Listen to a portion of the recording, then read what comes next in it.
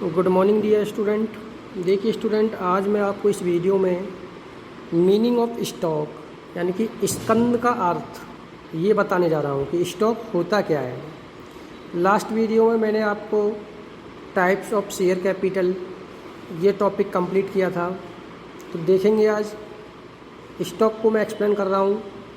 इसके साथ साथ मैं आपको difference between share and stock ये भी आपको एक्सप्लेन करूँगा। तो देखिए स्टूडेंट, 11th क्लास में मैंने आपको बताया था कि स्टॉक होता क्या है, कि वर्ष के अंत में जो भी माल बिकने से शेष रह जाता है वो स्टॉक कहलाता है। आपको मैंने एग्जाम्पल दे के भी समझाया था कि जैसे हमारे पास 2000 बाइक है, सपोज करो हमारी बाइक की कंपनी है और 2000 बाइक हमारे पास हैं और उसमें से वर्ष के अंत तक 1800 बाइक सेल्स हो गई हैं, तो कितनी बाइक बची? 200 यानी कि 200 बाइक, तो वो स्टॉक होगा। लेकिन कंपनी अकाउंट में शेयर कैपिटल के अंतर्गत, अंश पूंजी के अंतर्गत स्टॉक का अर्थ ये नहीं होता है।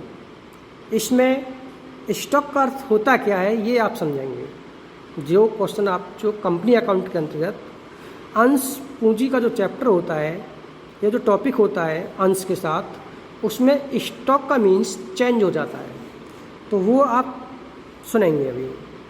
देखिए स्टूडेंट, जब कोई भी कंपनी अंशों की पूरी रकम प्राप्त कर लेती है, तो पूरी रकम प्राप्त करने के बाद उसमें से उस पूरी रकम को या एकत्रित धनराशि को छोटे छोटे टुकड़ों में बांट देती है, जिससे कि उस धनराशि को आसानी से दूसरी जगह पर ट्रांसफ़र किया जा सकता है, या किसी भी वर्क में हम उस धनराशि को ट्रांसफ़र कर सकते हैं।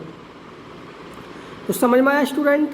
एक बार और मैं रिवाइज कर रहा हूँ कि जब कंपनी अपने अंशों की धनराशि को प्राप्त कर लेती है, यानी कि पूरी धनराशि को प्राप्त कर लेती है, तो उसमें से उस धनराशि को छोटे छोटे टुकड़ों में बांटती है, तो वह स्कंद कहलाता है।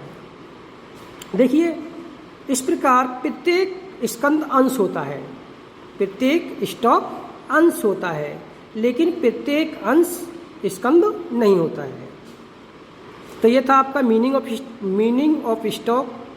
अब आप नेक्स्ट जो टॉपिक है difference between share and stock, ये आप सुनेंगे।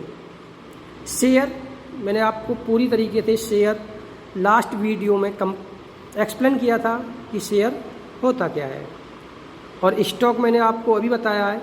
तो इन दोनों में डिफरेंस, जैसे आपका फर्स्ट पॉइंट है प्रत्येक अंश स्कंद नहीं हो सकता, और सेकंड पॉइंट क्या है? प्रत्येक स्कंद अंश होता है, कि जो आपका स्टॉक है वो शेयर हो सकता है लेकिन शेयर स्टॉक नहीं हो सकता।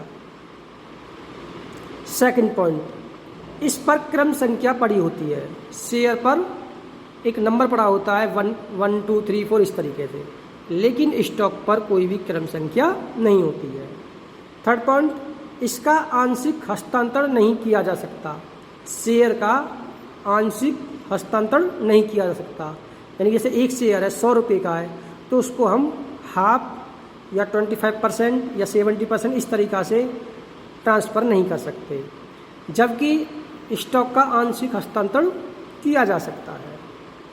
फोर्थ पॉइंट, इसका अंकित मूल्य होता है, यानी कि शेयर का एक फेस वैल्यू होता है। मैंने आपको बताया भी था, जब मैंने आपको शेयर का मीनिंग एंड डेफिनेशन एक्सप्लेन किया था, तो आपको बताया था कि शेयर की एक फेस वैल्यू होती है, अंकित मूल्य होता है, जबकि स्टॉक का कोई अंकित मूल्य नहीं होता। 5, यह आंशिक तथ्य हो सकता है, यानी कि शेयर का जो अमाउंट है ये ज़रूरी नहीं है कि शेयर होल्डर एक साथ 1 इंस्टॉलमेंट में पेमेंट करें, आंशिक हो सकता है, यानी कि हाफ पेमेंट पहले हाफ बाद में, और यह सदैव पूर्णदत्त होता है। 6 पॉइंट, यह सदैव पंजीकृत होता है। देखिए अंश जो होता है वो रजिस्टर्ड होता है कंपनी लॉ के अकॉर्डिंग, और इसका पंजीकृत होना आवश्यक नहीं है। स्टॉक का जो रजिस्टर्ड होना आवश्यक नहीं है, क्योंकि स्टॉक कंपनी के ऊपर डिपेंड करता है कि वो अपनी कंपनी के अंदर स्टॉक कर रही है या नहीं कर रही है। तो इस प्रकार से ये difference between share and stock का टॉपिक था और मीनिंग ऑफ स्टॉक, दोनों टॉपिक आपको वीडियो में क्लियर दिखाई दे रहे हैं। तो सभी स्टूडेंट इसका नोट्स तैयार करेंगे और टॉपिक को कंप्लीट करेंगे, तैयार करेंगे। Okay student.